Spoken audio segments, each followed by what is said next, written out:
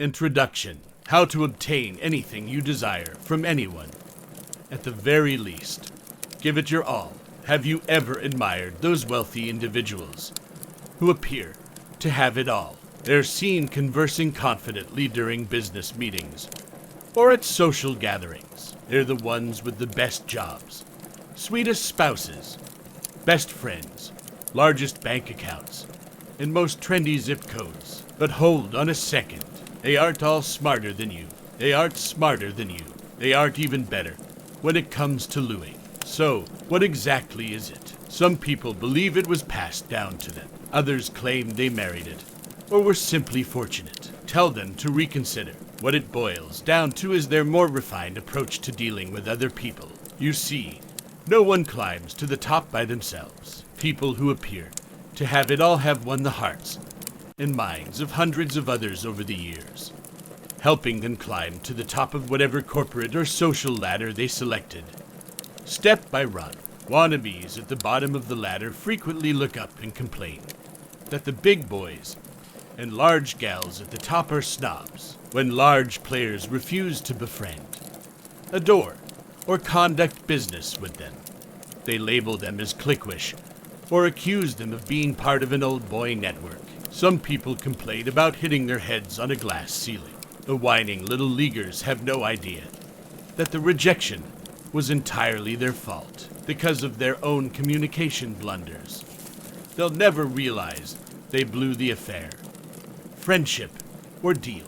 It's as if popular individuals had a bag of tricks, a magic touch, or a Midas touch that makes everything they do a success. What do they have in their bag of tricks? You'll discover a variety of things, like a sustenance that strengthens friendships, wizardry that wins hearts, and magic that makes people fall in love with them.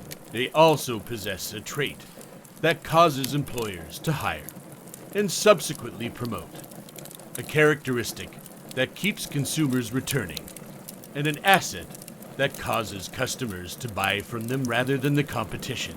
We all have a couple of those gimmicks in our arsenals, albeit some of us have more than others. Those who have a large number of them are huge winners in life. How to talk to anyone teaches you 92 of these simple methods that they use on a daily basis so that you, too, can master the game and obtain everything you desire in life. How we found out about the little tricks. Exasperated by my poor performance in a college play, a theater teacher exclaimed, "No, your actions contradict your words." He howled that every single movement, every bodily posture, reveals your private thoughts. Your face can make 7,000 different expressions, each of which reveals exactly who you are and what you are thinking at any one time. Then he uttered something that will stay with me forever.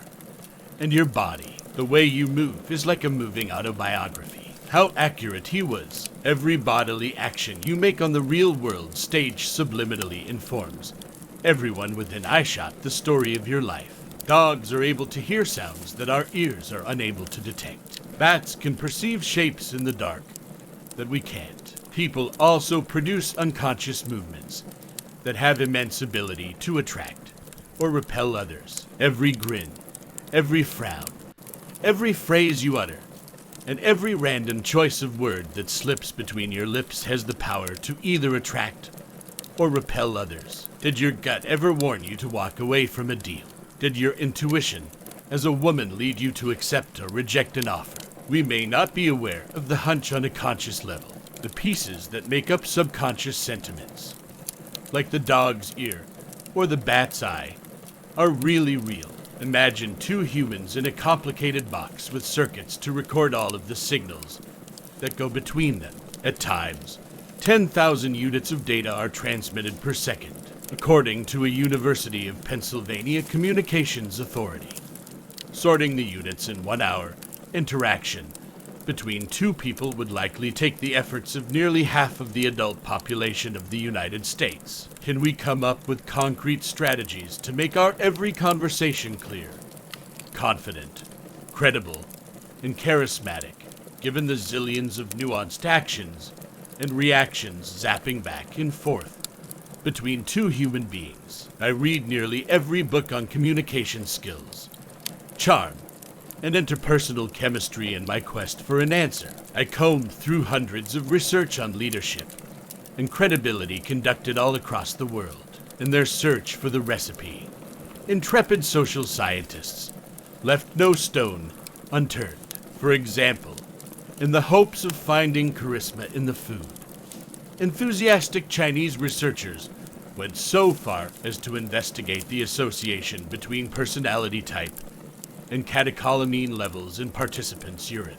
Their theory, unsurprisingly, was quickly shelved. Dale Carnegie was fantastic in the 20th century, but this is the first decade of the 21st century. The majority of the research merely validated Dale Carnegie's classic How to Win Friends and Influence People, which was published in 1936. Success, according to his ages-old knowledge, is in smiling, showing interest in others, and making them feel good about themselves. That came as no surprise to me. It still holds true now, as it did over 60 years ago. Why do we need another book advising us how to make friends and influence people if Dale Carnegie and hundreds of others before him have given us the same sound advice? There are two major causes for this. First, what if a wise man told you, when in China, speak Chinese, but didn't provide you with any language lessons? Many communications specialists, like Dale Carnegie, are like that wise man. They tell us what to do, but they don't tell us how to do it. In today's sophisticated society, a simple grin or genuine compliments aren't enough. Today's cynical business people see more nuance in your smile and complexity in your compliment. Smiley sycophants feigning interest and fawning over accomplished or attractive people surround them. Prospects are fed up with salespeople who say things such, "The suit looks excellent on you," while their fingertips caress cash register keys. When the bedroom door is in view, women are leery of suitors who say, "You are beautiful." Reason 2. The world has changed dramatically since 1936, and we require a new formula for success. I looked at today's celebrities to locate it. I looked at how elite salespeople complete deals, how speakers persuade, how clergy convert, how performances engross, how sex symbols lure, and how athletes win. I discovered tangible components of the mysterious attributes that lead to their success, and I divided them down into simple, easy-to-understand news strategies. I gave each of them a name that will spring to mind immediately if you ever find yourself in a communications bind. I began presenting the techniques with audiences all throughout the country as I perfected them. Participants in my communications workshops shared their thoughts with me. My clients, many of whom were Fortune 500 CEOs, gladly shared their thoughts. I studied the body language and facial emotions of the most successful and beloved leaders when I was in their company. I paid close attention to their informal chats, their timing, and the words they used. I saw how they interacted with their families, friends, associates, and foes. I instructed them to take it out with tweezers and expose it to the brilliant light of consciousness whenever I noticed a smidgen of magic in their communication. We discussed it, and I then put it into a simple little method that others might copy and profit from. This book contains my results, as well as the strokes of some of those highly effective people. Some of them are subtle, some of them are unexpected, but they're all doable. Everyone from new acquaintances to family, friends, and business companions will gladly open their hearts, homes, companies, and even wallets to give you whatever they can once you conquer them. There's an added benefit. You'll notice some very pleased givers smiling in your wake as you sail through life with your improved communication skills. First part, without saying a word. Here's how to pique people's interest. You have only 10 seconds to demonstrate that you are someone. When two people look at each other for the first time, it has enormous power. You appear as a dazzling hologram at first glance. It leaves an indelible mark on the eyes of your new friend and can last a lifetime in his or her memories. Artists are occasionally able to capture this ephemeral, transitory emotional reaction. Robert Grossman, a friend of mine, is a well-known caricature artist who regularly contributes to Forbes, Newsweek, Sports Illustrated, Rolling Stone, and other popular magazines. Bob has a special talent for capturing his subjects' personalities, as well as their physical appearance. Hundreds of luminaries' bodies and souls emanate from his drawing pad. You can see people's personalities in his caricatures. Bob will occasionally draw a quick sketch of a party guest on a cocktail napkin. The onlookers gasp as they watch their friend's image and essence materialize before their eyes. Hovering over Bob's shoulder, he drops his pen and hands the napkin to the person when he's finished drawing. The subject's face usually has a puzzled expression. He or she usually mumbles something like, "Well, that's great," or something similar. It's not. However, the crowd's resounding chorus of "Oh yes it is," drowns out the subject and dispels any remaining doubts. The befuddled subject is left to stare at the world's interpretation of himself or herself in the napkin. I once asked Bob how he was able to capture people's personalities so well when I paid him a visit at his studio. "It's simple," he said. "I don't do anything other than stare at them." "No, how do you capture their personalities?" I inquired. "Isn't it true that you had to do a lot of research into their way of life and history?" "I just look at them, as I told you, Leil." He continued. "I'll tell you why," he said. "The way people move, their posture, and their appearance reveal almost every aspect of their personalities. For example," he said, pointing to a file containing his political caricatures, "here's the boyishness of Clinton, pointing to his half-smile. The awkwardness of the elder George Bush, pointing to his shouter angle. The charm of Reagan, pointing to the ex-smiling president's eyes. And the shiftiness of Nixon, pointing to his furtive tilt of his head." He drew Franklin Delano Roosevelt from his file, and, pointing to the nose high in the air, said, "This is FDR's crowning achievement. It's all in the way you look at your face and how you move your body. The importance of first impressions cannot be overstated. Why, people's heads are spinning in our fast-paced, information-overloaded world, where multiple stimuli bombard us at all times. To make sense of the world and get on with what they need to do, they must make quick decisions. People take a mental snapshot of you whenever they meet you, for a very long time.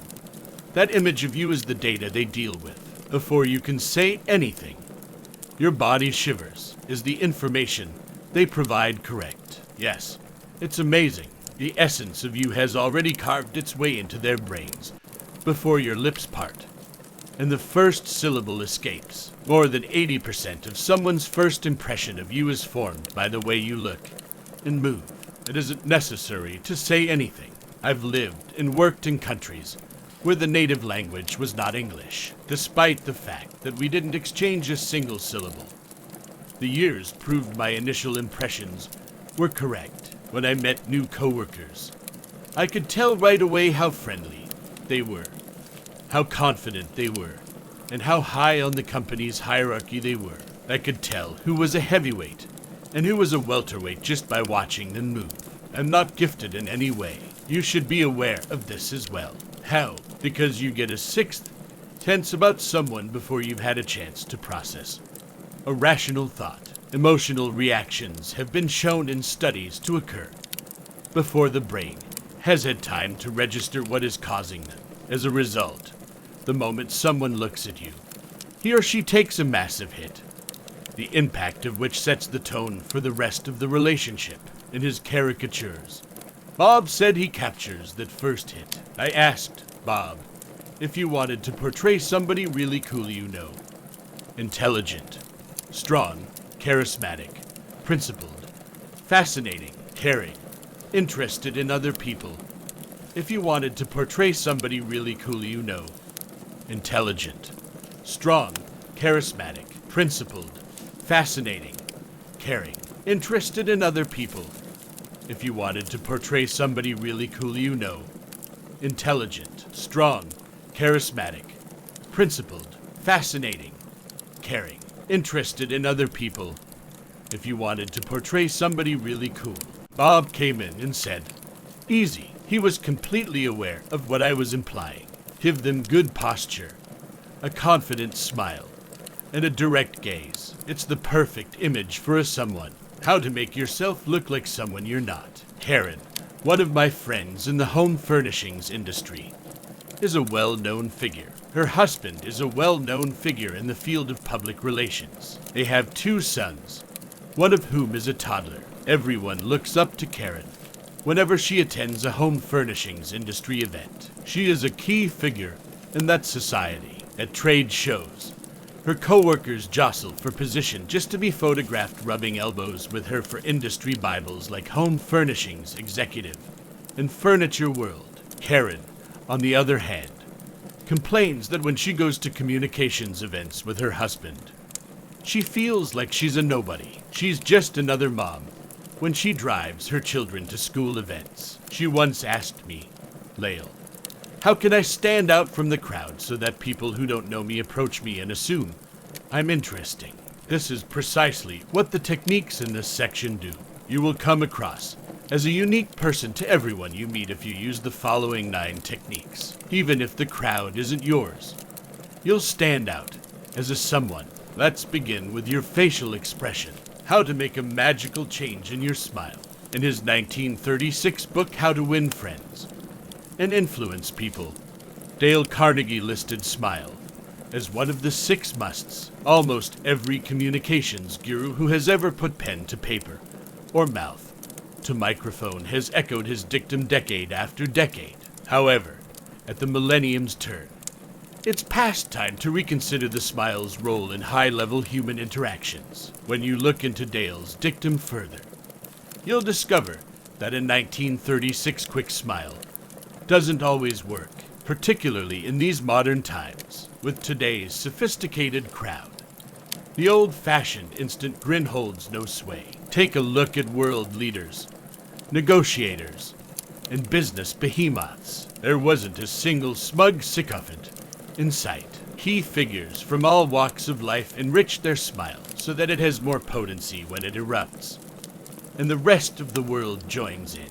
Hundreds of different varieties of smiles have been identified by researchers. They range from an imprisoned liar's tight rubber band to a tickled infant's soft, squishy smile. Some grins are warm and inviting, while others are icy. There are genuine and phony smiles. You've seen many of those pasted on the faces of pals who claim they're glad you stopped by, and presidential candidates visiting your city who say they're thrilled to be in.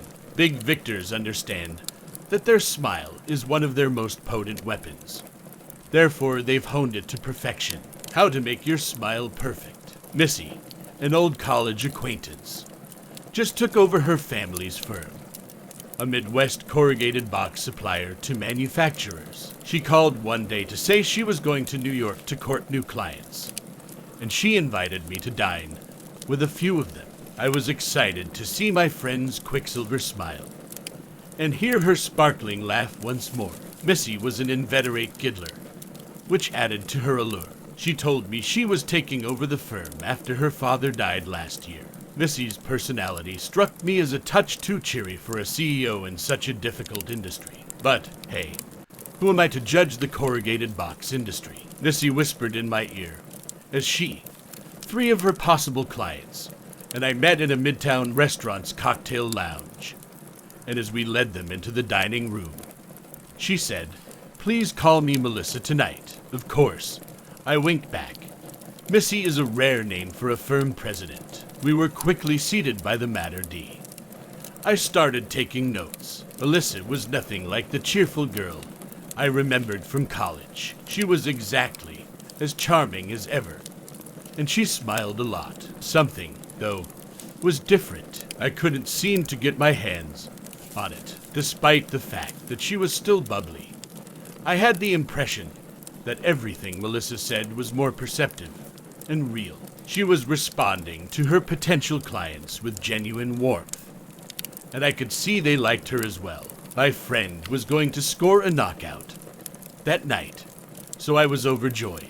Melissa had 3 major new clients by the end of the evening. 7 ways to make your smile spectacularly different. After that, in the cab alone with her, I told her, "Missy, you've come a long way since you took over the company. Your entire persona has taken on a really slick, cutting corporate edge." She answered, only one thing has changed. What exactly is it? She complimented me on my smile. What exactly are you talking about? With skepticism, I inquired. She said it again, as if I hadn't heard her. When Dad grew sick and realized I'd have to take over the business in a few years, he sat me down and had a life-changing chat with me. She explained with a distant look in her eyes. I'll never forget what he said. "Missy, honey, remember that old song? I loves ye, honey, but your feet are too big," said Dad. "So, if you want to make it big in the box industry, let me remark, I love you, honey, but your smiles are a little too rapid."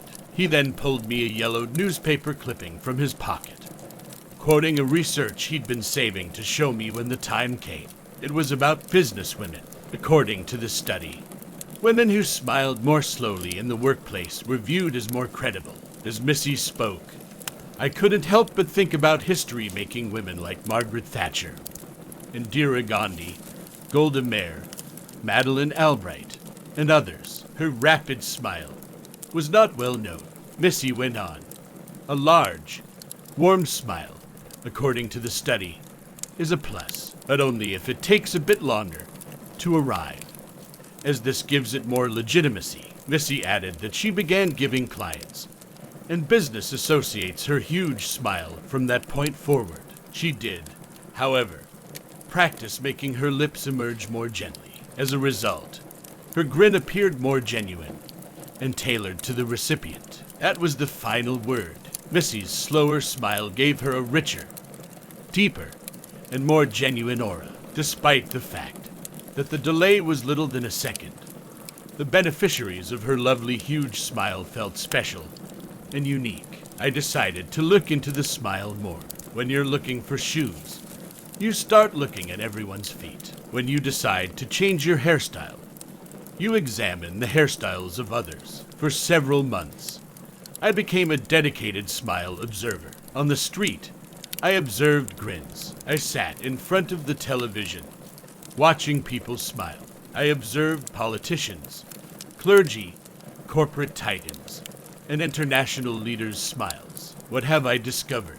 In the midst of a sea of flashing teeth and parting lips, I saw that the persons who were thought to have the most credibility and integrity were the ones who smiled the slowest. Their smiles seemed to permeate into every crevice of their features and encompass them like a sluggish flood when they did. As a result, I've coined the term technique, the overflowing laugh. Let us now move just a few inches north to 2 of your most potent communication tools. Your eyes. First technique, the overflowing laughter. Don't welcome someone with an immediate smile, as though anyone who walks into your field of sight will be the lucky recipient. Instead, take a moment to examine the other person's face. Pause. Immerse yourself in their persona. Allow a large, warm, responsive smile to overwhelm your face and spill over into your eyes like a warm wave. It will engulf the recipient. People will believe your flowing smile is genuine, and only for them because of the split-second delay. How to use your eyes to make everyone look intelligent and insightful. To claim Helen of Troy could launch ships with her gaze, and Davy Crockett could stare down a bear, is an exaggeration. Personal grenades. Your eyes have the ability to detonate people's emotions. When you learn the following eye contact techniques, you can register your eyes as psychological fatal weapons. Just like martial arts masters register their fists as lethal weapons in the game of life.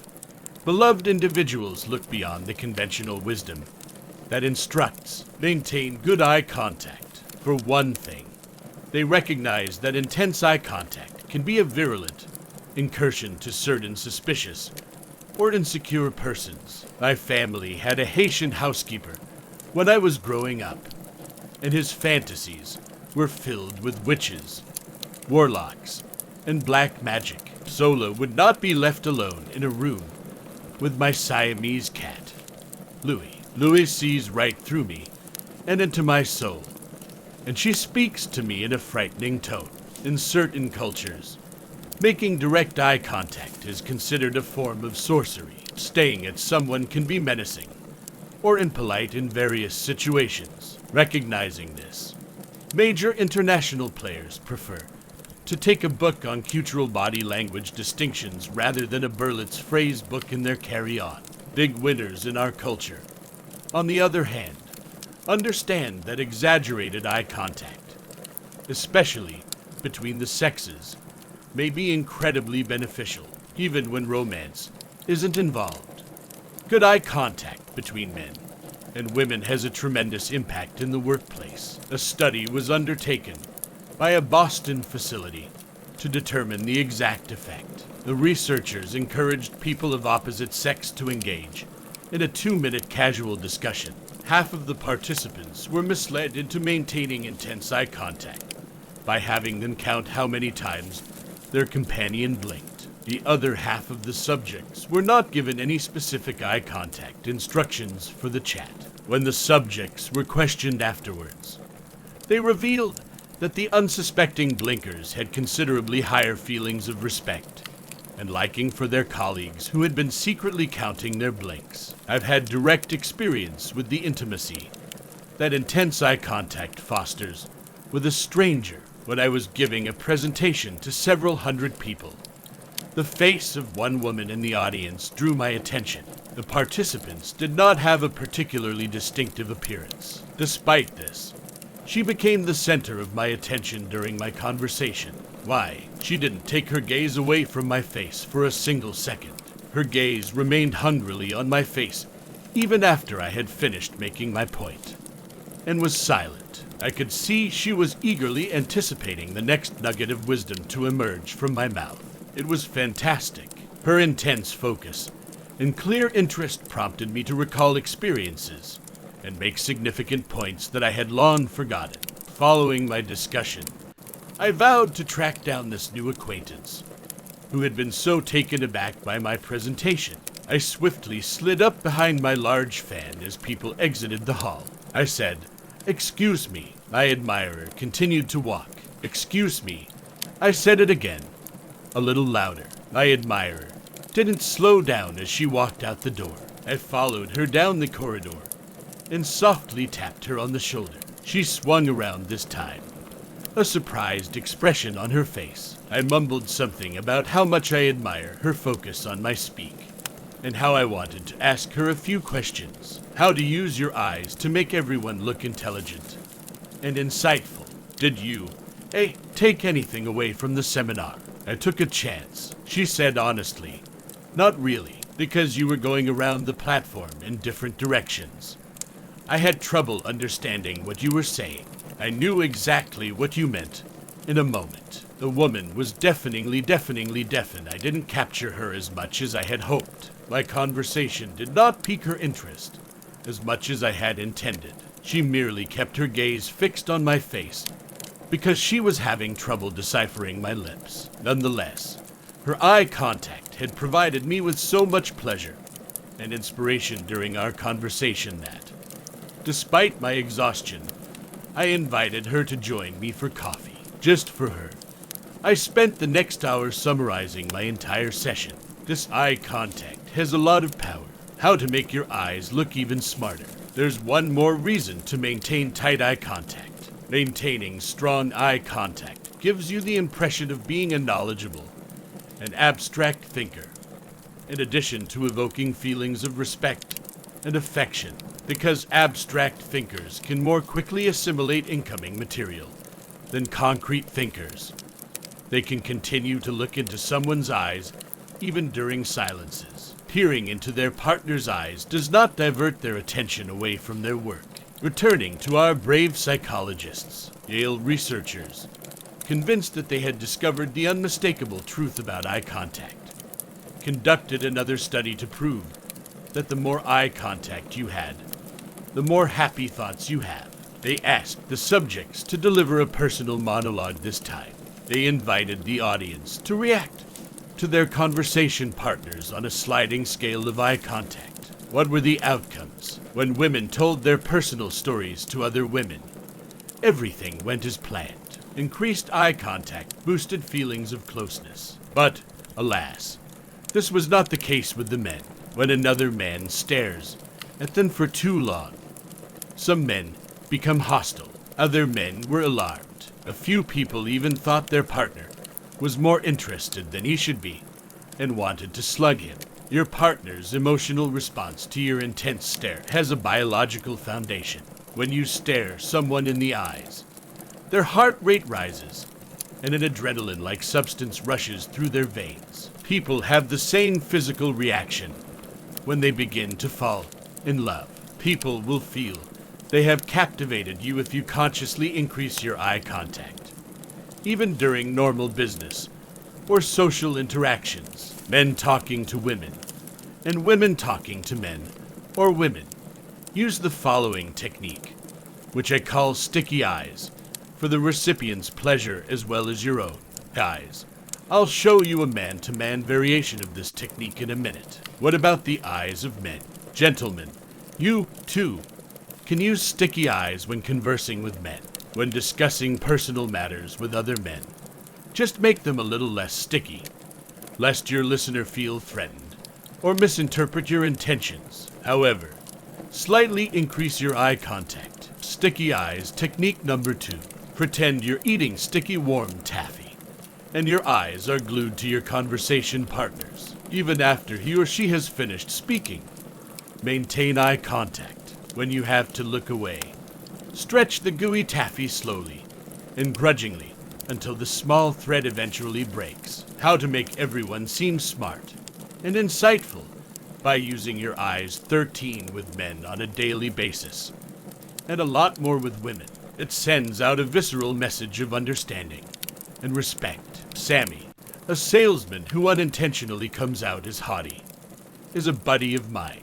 He doesn't mean to, but his harsh demeanor can give the impression that he's stepping on people's feelings. I told him about the sticky eyes technique when we were having dinner together in a restaurant. He must have taken it to heart. When the waiter arrived, Sammy did something unusual. He looked at the server instead of blurting out his order with his nose in the menu. He grinned, placed his appetizer order, and held his gaze on the waiters for an extra second before returning to the menu to select the main course. I can't tell you how dissimilar Sammy appeared to me at the time. All it needed was 2 extra seconds of eye contact for him to come across as a sensitive and compassionate man. I also noticed how it affected the waiter. The rest of the evening was spent with wonderful service. Sammy called me a week later and said, "Leil, sticky eyes has altered my life. I've been meticulously following it. When I'm around ladies, my eyes become extremely sticky. And when I'm with guys, my eyes become slightly sticky. And suddenly everyone is treating me so respectfully. I believe it's one of the reasons I've sold more this week than I did the entire month before." Sticky eyes is a clear bonus to your bottom line if you deal with customers or clients in your business life. Deep eye contact conveys trust, expertise, and an "I'm here for you" attitude to the majority of people in our culture. Let's take sticky eyes to the next level. The next eye contact technique, like a powerful medicine with the ability to kill or cure, has the potential to capture or obliterate. How to make someone fall in love with you using your eyes. Now it's time to bring in the heavy artillery. Superglue eyes, or very sticky eyes. Let's call them epoxy eyes for a moment. Epoxy eyes are used by big employers to evaluate their employees. Epoxy eyes are used by police detectives to scare accused offenders. Epoxy eyes are also used by astute Romeos to entice women to fall in love with them. If you're looking for aphrodisiac properties, epoxy eyes is a good choice. It takes at least 3 people to pull off the epoxy eyes technique. You, your target, and another person. This is how it goes when you're chatting with 2 or more individuals. You usually look at the one who's speaking. The epoxy eyes strategy, on the other hand, proposes that you focus on the listener rather than the speaker as your aim. This causes the target to become slightly disoriented, and he or she privately wonders, why is this individual gazing at me instead of the speaker? Your target senses that you are genuinely interested in what he or she has to say. This can be useful in some business scenarios where judging the listener is appropriate. Epoxy eyes are frequently used by human resources experts, not as a tactic, but because they are genuinely curious in how prospective employees react to various ideas. Attorneys, managers, cops, psychologists, and other professionals. How to make someone fall in love with you using your eyes. Epoxy eyes are also used for analytic purposes by 15 who must examine the reactions of subjects. When you apply epoxy eyes, it sends out messages of curiosity mixed with perfect self-assurance. However, because epoxy eyes places you in the position of evaluating or judging another person, you must exercise caution. Don't go overboard, otherwise you'll come out as arrogant and bold, because applying full epoxy eyes can be too powerful at times. Here is a milder, but equally effective alternative. Keep an eye on the speaker, but shift your gaze to your target whenever he or she concludes a point. Mr. or Ms. Target will still sense that you are captivated by his or her reactions, but the intensity will be reduced. Push their erotic button with epoxy eyes. Epoxy eyes sends out yet another indication if romance is on the horizon. I can't take my gaze away from you, or I only have eyes for you. It says, because studies reveal that intense eye contact disrupts our heartbeat. Anthropologists have coined the term eyes as the first organ of romance. It also produces a chemical that is similar to a narcotic into our bodies. Third technique, eyes made of epoxy. This audacious tactic strikes a big blow. Even if someone else is speaking, keep an eye on your goal. Keep your gaze fixed on the guy or woman you want to influence. Regardless of who is speaking, phenylethylamine is a chemical that is found in the neurological system. Intense eye contact can be a turn on because this is the hormone sensed in the human body during sensual desire. Epoxy eyes, on the other hand, is particularly successful on ladies who think you appealing. The lady misinterprets her jittery reaction to your unwelcome glance as a sign of impending infatuation. Your epoxy eyes, on the other hand, are irritating if she doesn't like you. If you use epoxy eyes on strangers in public, you risk being arrested wherever you go. Here's how to look like a big winner. Do you recall the lyrics to Shirley Bassey's old song? I could tell you were a man of distinction the moment you walked in the door. A true big spender, so polished and good-looking. Wouldn't it be interesting to know what's going on in my head? The purpose of this part is not to make you appear to be a huge spender. Rather, it's to imbue you with the aura of a real big somebody the instant they see you. To that purpose, we'll now look at the most significant approach for making you appear important. Your foot jerks forward when the doctor hits your knee with that awful little hammer. As a result, the term knee-jerk reaction was coined. Another natural reaction occurs in your body when your heart receives a big surge of happiness and you feel like a winner. Your head naturally jerks up and you fling your shoulders back.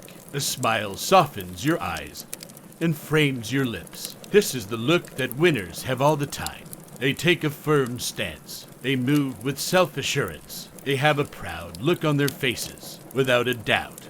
Good posture denotes a man or woman who is accustomed to being on top. Clearly, Millions of mothers clenching their knuckles between their children's shoulder blades.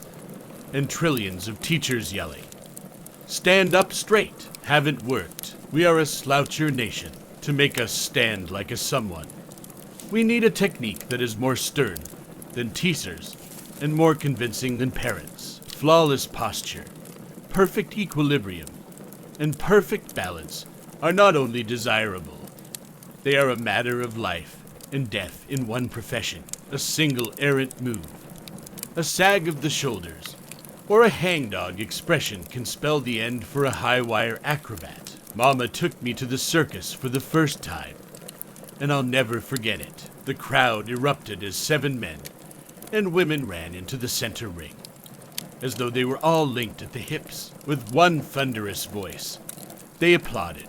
Mama bent her lips to my ear and solemnly said, "These are the Great Walleters, the world's only group capable of performing the 7-person pyramid without a net." The throng fell silent in an instant as Karl and Hermann Lowndes screamed cues in German to their trusted relatives. There was not a cough or a soda slurp heard in the huge top. The family ascended into the posture of a human pyramid in a precise and beautiful manner. They were then perilously suspended on a thin wire hundreds of feet above the hard soil, with no net between them and death. The image stayed with me forever. The elegance and grace of the 7 Lowndes rushing into the center of the big top to take their bows was equally vivid to me. Each was precisely aligned, with their heads held high and their shoulders backstaining so much that their feet didn't appear to be touching the earth. Every muscle in their bodies was a symbol of pride, success, and the joy of living. Still, here's how to use visualization to make your body look like a winner who is accustomed to feeling pride, achievement, and joy in life. Wherever you go, look like a big winner. 19. Your most important success indicator is your posture. Consider yourself a world-famous acrobat, a master of the iron jaw act, waiting in the Ringling Bros and Barnum and Bailey Circus's wings. Soon, you'll dart into the center ring, enthralling the audience with your body's precision and balance. Imagine a leather bit hanging by a cord from the frame before walking into any door to your office, a party, a meeting, or even your kitchen. It's only an inch higher than your head as it swings. Throw your head back and chomp on the imagined dental grip that pulls your cheeks back into a smile and then lifts you up as you pass through the door. Your body is stretched into perfect alignment as you rise above the gasping audience. Head high, shoulders back, torso out of hips, and feet weightless. You spin like an elegant top at the apex of the tent, much to the delight and admiration of the crowd craning their necks to watch you. You now have the appearance of a someone. I decided to count how many times I stepped through a doorway to put hang by your teeth to the test. 60 times, including at home. You calculate. Twice out the front door, twice in, 6 times to the restroom, 8 times to the kitchen, and twice via the office's countless doors. It all adds up over time. If you visualize anything 60 times every day, it will become a habit. A big winner's first mark is consistent good posture. You're now ready to float into the room and enthrall the audience, or close the deal, or just look like the most important somebody in the room. Bob the artist now has all he needs to represent you as a great winner. Great posture, a heads-up appearance, a confident smile, and a direct glance. As he stated, someone who is a somebody's ideal picture, hanging by your teeth. Technique number 4. Consider a circus iron jaw bit dangling from the frame of each door you pass. Take a bite and let it soar you to the top of the huge top, firmly between your teeth. Every muscle in your body is stretched into ideal posture when you hang by your teeth. Now it's time to put the whole thing in motion. Now is the time to focus your attention on your conversation partner. Make him or her feel like $1 million with the next 2 techniques. How to win their heart by addressing their inner child. Do you recall the old joke when the comedian takes the stage? His first words are, How do you like me so far? The crowd is constantly amused. Why, we all silently ponder that question whenever we meet someone. We are aware of their reaction to us, whether consciously or subconsciously. Do they give us a glance? Do they appear to be smiling? Do they seem to be leaning in our direction? Do they have any idea how wonderful and unique we are? Those are folks we like. They have a good sense of taste. Or do they look aside, clearly unimpressed by our majesty? What a bunch of cretins. It's like two pups sniffing each other out as they learn to know each other. We don't have waggish tails or bristly hair. We do, however, have eyes that may constrict or broaden, and palms up I submit posture hands that flash knuckles or soften subconsciously in the first few moments of being together. We have dozens of other spontaneous reactions. This is something that attorneys conducting voir dire are acutely aware of. They are keenly aware of your natural body reactions. They're looking to see how fully you're facing them and how far forward or back you're leaning as you respond to their questions. They examine your hands. Are their palms up, softly open, indicating acceptance of the ideas they're expressing? Or are you signaling rejection with a slight fist? Knuckles out. They examine your face. For the fractions of a second you break eye contact when discussing important topics like your feelings about large damages awards or the death penalty. Attorneys occasionally bring along a legal assistant whose sole purpose is to sit on the sidelines and meticulously record your every fidget. An interesting aside. Females are traditionally better observers of subtle body cues than males, so trial lawyers frequently choose women to do this twitch and turn spying job. Because women are more sensitive to emotions than men, they frequently inquire of their husbands, "Is there anything bothering you, honey?" These hypersensitive women accuse their husbands of being so emotionally insensitive that they wouldn't notice anything was wrong until her neckties were drenched in tears. Your score on the dozens of subconscious signals you flashed is then reviewed by the attorney and assistant. You could end up on jury duty or twiddling your thumbs in the jurors' waiting room, depending on their tally. Body language is so important to trial lawyers that during the famous Chicago 7 trial in the 1960s, defense attorney William Kunstler actually raised a legal objection to Judge Julius Hoffman's posture. During the prosecution's summation, Judge Hoffman leaned forward, signaling to the jury that he was paying attention and was interested. According to accused Kunstler, Judge Hoffman leaned back during his defense summation, according to Kunstler, sending a subliminal message of disinterest to the jury. You've been put on trial. You only have 10 seconds to complete your task. Every person you meet makes a subconscious decision about whether or not they want you in their lives, similar to how attorneys decide whether or not they want you on their case. They rely heavily on the same signals. Your nonverbal response to their unspoken question, "How do you like me so far?" How to win their heart by addressing their inner child, 23. The first few moments of your reactions set the tone for how the rest of the relationship will unfold.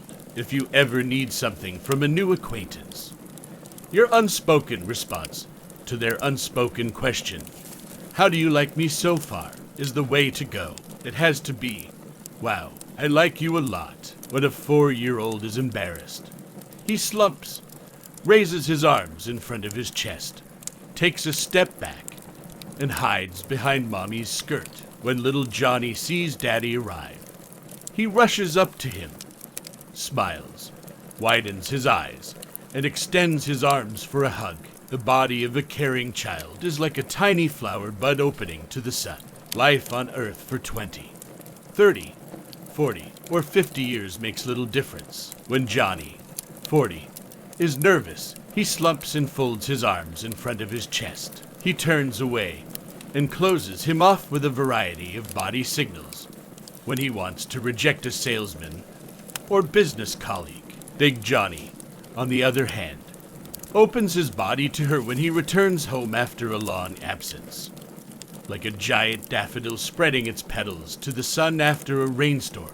People should be treated as big babies. I was once at a corporate star-studded party with an attractive friend who had recently divorced. Carla had worked as a copywriter for one of the top advertising agencies at the time, which, like so many others, had downsized. My girlfriend had lost her job and was no longer in a relationship. Carla had a good time at this particular party, both personally and professionally. Carla and I were standing talking when one good-looking corporate male beast or another came within a few feet of us. One of these desirable males would frequently flash his teeth at Carla with a quick smile over her shoulder. She occasionally graced the tentatively courting male. She then returns to our routine conversation, as if she were listening intently to every word I said. Carla was wailing inside. Why doesn't he come speak to us? I knew she was trying not to appear anxious. I had to say, Carla, do you know who that was? After one prize corporate big cat smiled, but wandered back into the social jungle due to Carla's minimal reaction. I had to say, Carla, do you know who that was? He is the managing partner of Young and Rubicam in Paris. They need copywriters who are willing to relocate. He's also single. Carla smoked. We suddenly heard a small voice near Carla's left knee. Hello. We both looked down at the same time. Willie, the hostess's adorable 5-year-old son, was tugging on Carla's skirt, clearly seeking attention. That's when the act of pretending comes to an end. Obviously, you're not going to try to persuade the newcomer that the two of you have been friends for a long time. You're not going to give each other a hug and say, it's great to see you again, or what's new with you after all these years. How to instantly make someone feel like an old friend. 29. Simply say, hello, how are you doing? It's great to meet you. But on the inside, it's a completely different story. You'll astound yourself. The joy of rediscovery lights up your face and brightens your demeanor. I joke that if you were a light, you'd shine on the other person. You'd be wagging your tail.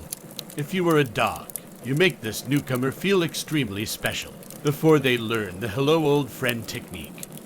I have people introduce themselves to another participant in my seminars. The group converses as if they were at a pleasant semi-formal get-together. Later, I have them introduce themselves to another stranger as if they were old friends. The distinction is extraordinary. The rune comes alive when they play hello old friend. There is a positive energy in the air. The air is filled with people who are happy and full of energy. They've moved closer together, laughing more heartily, and reaching out to each other. I feel as if I'm at a fantastic party that's been going on for hours. Hello, old friend.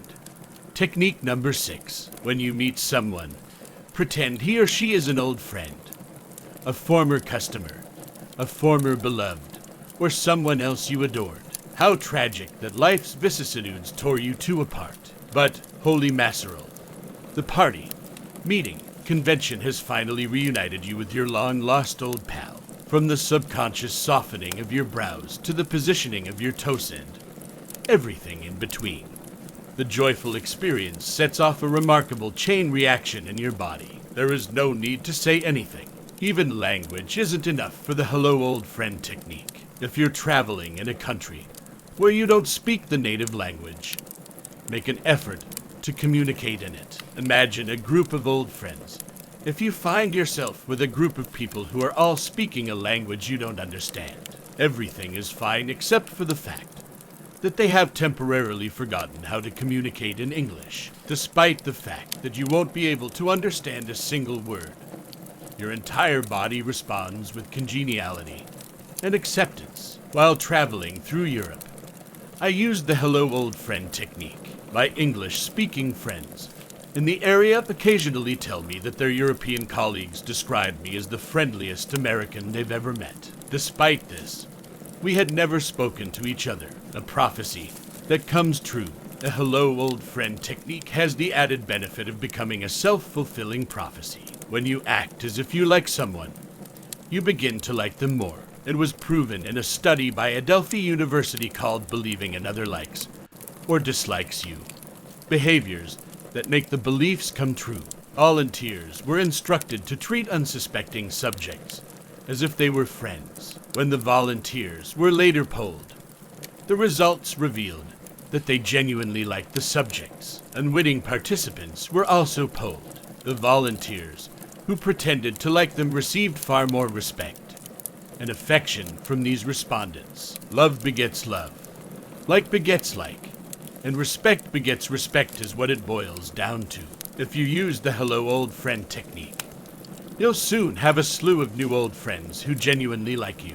You now have everything you need to come across as a somebody, a friendly somebody, to everyone you meet. However, your work isn't done yet. You want to appear credible, intelligent, and confident, in addition to being liked. Each of the following 3 techniques achieves one of those objectives. How to make yourself 100% trustworthy in everyone's eyes. Helen, a friend of mine, is a well-known headhunter. She makes excellent hires for her clients, and I once inquired about her secret to success. Probably because I can almost always tell when an applicant is lying.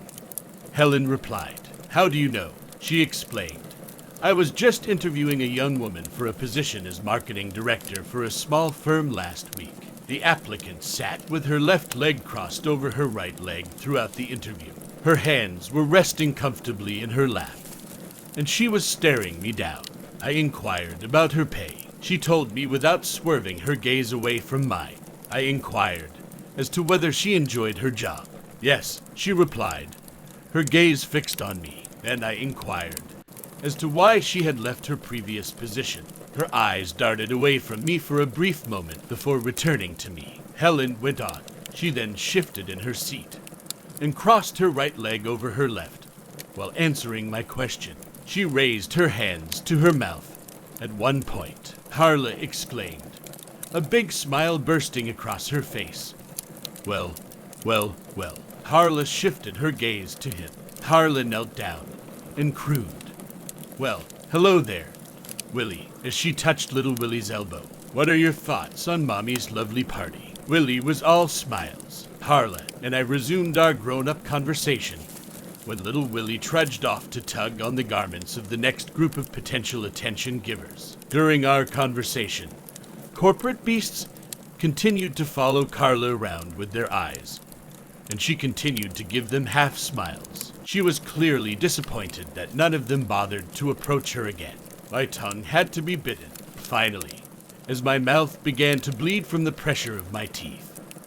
I asked Carla, "Have you noticed that 4 or 5 men have come over and smiled at you?" Carla nodded, her nervous eyes darting nervously around the room in case anyone heard us. I continued, "And you've been giving them little half-smiles?" "Yes," she murmured, perplexed by my inquiry. "Do you recall when Willie came up to you and tugged on your skirt? Do you remember how you turned toward him with that beautiful big smile on your face and welcomed him into our grown-up conversation? Responding to their inner infant can help you win their heart 25. She replied haltingly, "Yees, Carla, I'd like to make a request. I'd like you to give the next man who smiles at you the same big smile that Willie gave you. I want you to face him the same way you did before. Reach out and touch his arm, as you did with Willie's, and then welcome him into our discussion." I couldn't do it, Leil. "Do it, Carla." Sure enough, another attractive man approached us and smiled within a few minutes. Carla was fantastic in her role. "Hello, come join us," she said, flashing her beautiful teeth and turning fully toward him. He accepted Carla's invitation right away. I excused myself after a few moments because they were engaged in animated conversation. Neither of them noticed my departure. My last memory of my friend at the party was of her floating out the door on the arm of a new acquaintance. The big baby pivot, as I call it, was born right then. It's a skill that can help you win whatever you want from whatever beasts you come across in the social or corporate jungle. Number 5 technique, the pivot of the big baby. Give the big baby pivot to everyone you meet. Reward your new acquaintance as soon as the two of you are introduced. Give the same warm smile. Full body turn and undivided attention to a tiny tyke who crawled up to your feet, turned a precious face up to yours, and beamed a big toothless grin. I think you're very, very special, says the new person, focusing 100% on them. Remember that deep down inside everyone is a big baby wailing for recognition of how special he or she is. Rattling the crib, the technique that follows confirms the big baby's suspicion that he or she is the center of the universe. How to instantly make someone feel like an old friend. People don't care how much you know until they know how much you care about them. As a wise man named Zigguns once told me, Zig Ziglar was correct. Showing how much you like someone is the key to making them like you. Your body is a 24-hour broadcasting station that broadcasts how you are feeling at any given time to anyone within eyeshot. Even if your hang by your teeth posture earns them respect. Your flooding smile and the big baby pivot make them feel special. And your sticky eyes hold their hearts and minds. The rest of your body can reveal any inconsistencies. If you want to effectively present and I care about you attitude, every inch of your body, from the crinkle of your forehead to the position of your feet, must give a command performance. Unfortunately, our brains go into overdrive when we meet someone. Do you recall Shakespeare's Julius Caesar? He described Cassius as having a lean and hungry appearance. He thinks too much. Such men are dangerous. He said, when we're conversing with a new acquaintance, our brains behave similarly. Our minds become frail. Some of us are trying to overcome our shyness. Others are scrambling to assess the situation. Also, I'm hungry. We're trying to figure out what we want out of this potential relationship. As a result, we overthink things rather than responding with genuine, unself-conscious friendliness. Such actions endanger a potential friendship, love, or business relationship when our bodies fire 10,000 stimuli bullets per second. A few of them are bound to miss and reveal SHness or hidden hostility. We'll need a method to ensure that every shot hits our subject square in the face. We need to deceive our boys into perfectly reacting. To find it, let's look at the one time when we don't have to be concerned about shyness or negativity leaking through our body language. It's when we don't feel anything, when we're chatting with close friends. This happens. We respond warmly from head to toe without thinking when we see someone we love or feel completely at ease with. Our lips part contentedly. We take a step forward. Our arms extend outward. Our pupils dilate, and our eyes become soft and wide. Our palms are raised, and our bodies are fully turned toward our dear friend. How to persuade your body to do the right thing. Here's a visualization technique that does all of that and more. It ensures that everyone you come into contact with will feel your warmth. It's called Hello, Old Friend by me. Make a mental trick on yourself when meeting someone. Imagine him or her as an old friend with whom you had a wonderful relationship many years ago. However, you've lost track of your pal. You looked in the phone book for your good friend, but there was no listing. There is no information available on the internet. None of your mutual friends were aware of the situation. Wow, all of a sudden, what a pleasant surprise. You've finally reunited after all these years. You appear to be overjoyed. How to read people like you have extrasensory perception. This technique is inspired by Hans, a very clever horse. Herr von Osten, a Berliner, owned Hans and had taught him simple arithmetic by tapping his right front hoof. Hans' prodigious ability caused the horse's fame to spread quickly throughout Europe in the early 1900 seconds. Clever Hans, the counting horse, was his nickname. Herr von Osten instilled in Hans the ability to do more than just add. The horse was soon able to divide and subtract. Clever Hans eventually mastered the multiplication tables as well. The horse had turned into a phenomenon. Hans could count out the size of his audience, tap the number of people wearing glasses, and respond to any counting question they asked him without his owner saying anything. Finally, Hans mastered the ability that distinguishes man from animal language. Hans was taught the alphabet. He answered any question about anything humans had read in the newspaper or heard on the radio by tapping out hoofbeats for each letter. He could even answer basic history, geography, and human biology questions. Hans made headlines and was the talk of the town at dinner parties all over Europe. Scientists, psychology professors, veterinarians, and even cavalry officers were quick to notice the human horse. They were skeptical, so they formed an official commission to determine whether the horse was a victim of deception or a true genius. Whatever their suspicions, everyone could see that Hans was a very intelligent horse. Hans was a someone in comparison to the other horses. Let's fast forward to today. Why is it that when you talk to certain people, you just know they're smarter than everyone else, and that there is someone? They don't always talk about lofty topics or use $2 words. Regardless, everyone is aware. People say she's as sharp as a whip, that he never misses a trick, that she picks up on everything, that he has the right stuff, and that she has horse sense. This brings us full round to Hans. The big day had finally arrived. Everyone assumed it was a ruse orchestrated by Hans' owner, Herr von Osten. The auditorium was packed to the brim with scientists, reporters, clairvoyants, psychics, and horse enthusiasts eagerly awaiting the answer. The astute commission members were confident that today would be the day they exposed Hans' ruse, because they, too, had a ruse up their sleeves. They planned to keep von Osten out of the hall and put his horse to the test on his own. They told von Osten he had to leave the auditorium once the crowd had gathered. Hans was stranded in an auditorium with a suspicious and anxious audience after the surprised owner left. Hans was the first to be asked a mathematical question by the confident commission leader. He tapped out the correct response. Just a second. He was correct. Then there's a third. Then came the language questions. He nailed them all. The commission was perplexed by the situation.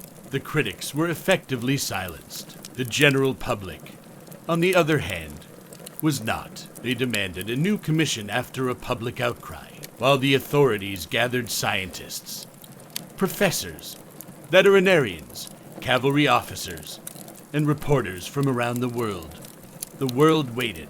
How to read people who have ESP. The truth about the clever horse came out only after the second commission put him to the test. The second commission began its investigation with a simple addition problem, instead of asking the question aloud for all to hear. This time, one researcher whispered a number in Hans' ear, followed by another researcher whispering another. Hans was expected to quickly calculate the total, but Hans remained deafeningly silent. The truth was revealed to the waiting world by the researchers. Can you figure out what it was? Here's a hint. Hans knew the answer before the audience, or researcher did. Can you make a guess now? When Hans hoof-tapped the right number of times, people gave off subtle body language signals. The audience would show subtle signs of tension. When Hans began tapping the answer to a question, they then responded by exhaling or slightly relaxing their muscles. When Hans reached the correct number, Hans had been trained by von Osten to stop tapping at that point, and thus appear to give the correct answer. Hans was employing a technique I refer to as Hans' horse sense. He was very aware of his audience's reactions and prepared his responses accordingly. You can do it if a horse can do it. Have you ever been watching TV? When the phone rings, someone asks you to turn off the television and press the mute button so they can speak. You watch the TV action more carefully now that there is no sound. Performers are seen smiling, scowling, smirking, squinting, and a variety of other facial expressions. You don't miss a beat of the story because you can tell what they're thinking just by looking at them. Hans' horse sense is simply that. Watching people, observing how they react, and making decisions based on that information. Keep your eyes on your listeners and observe how they react. to what you're saying, even while you're speaking. Don't let a trick pass you by. Is there a smile on their faces? Do they appear to be nodding? Do they have their palms up? What they're hearing appeals to them. Is there a frown on their faces? Are they averting their gaze? Do their knuckles appear to be clenched? Perhaps they don't. Is it possible that they're rubbing their necks? Are they taking a step back? Are their toes pointing in the direction of the door? Perhaps they want to flee. You don't need a complete body language course for this. Your life experiences have already provided you with a solid foundation in this area. Most people can tell if their conversation partners aren't interested in what they're saying when they take a step back or look away. They rub their necks when they think you're a pain in the neck. They steeple their hands when they feel superior to you. In technique number 77, eyeball selling, we'll go over more body language specifics for the time being. All you need to do is tune into the speaker's silent channel. You now have 8 techniques to help you come across as a confident, trustworthy, and charismatic person who makes everyone he or she interacts with feel like $1 million. In this section, we'll look at one last technique to tie everything together and ensure you don't miss a beat. Hence horse sense. Technique number 8. Make it a habit to talk well on a dual track. Keep an eye on how your listener reacts to what you're saying while expressing yourself. Then make your moves in accordance with that plan. If a horse can do it, then so can we. People will tell you that you notice everything. You never fail to catch a trick. You have a good understanding of horses, how to make certain you don't miss a beat. Have you ever watched professional skiing on TV? The athlete stands at the top of the piste, every muscle in his body primed and ready, waiting for the gun to fire and propel him to victory. If you look closely into his eyes, you'll notice that he's having an out-of-body experience. In his mind's eye, the skier is swooshing down the slope, zapping back and forth between the poles, and gliding across the finish line faster than anyone expected. The athlete is imagining something. Divers, runners, jumpers, javelin throwers, lugers, swimmers, skaters, and acrobats all do it. Before they perform their magic, they visualize it. They can see their own bodies bend, twist, flip, or fly through the air. The wind, the splash in the water, the whir of the javelin, and the thud of its landing are all heard. They inhale the grass, cement, pool, and dust. Professional athletes watch the entire movie before moving a muscle, which, of course, ends with their own victory. Visualization isn't just for high-level competitive athletes. According to sports psychologists, studies show that mental rehearsal helps weekend athletes improve their golf, tennis, running, or whatever sport they enjoy. Experts agree that visualizing the images, hearing the sounds, and feeling the movements of your body and your mind before engaging in the activity has a powerful effect.